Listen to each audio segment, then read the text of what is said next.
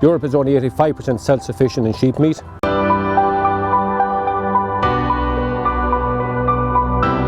Sheepnet is a European-wide project. It involves 7 different countries and Turkey. The thing behind Sheepnet is, as you're well aware, the sheep population has been in decline. Ewe productivity, which is the main factor that affects profitability, has not changed, particularly in Ireland, for the last 30 years. For example, it was 1.3 lambs reared per ewe joint back in the 70s. It's still that there today.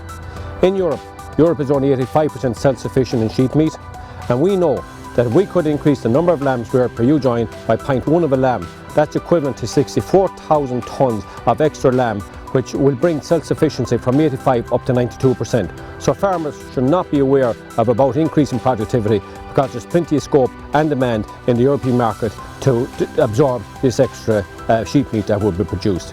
Sheepnet is unique. It's a European project.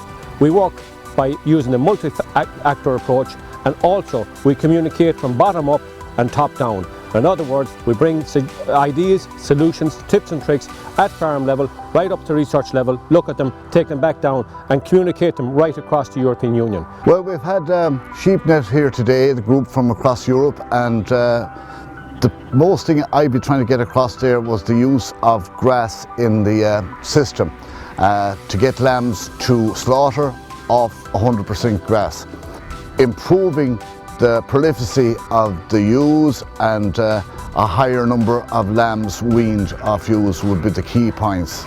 The objective of Sheepnet is in fact to say that there is a big issue in Europe about sheep productivity, and the aim is to say that we need to find solutions, and solutions exist already in Europe.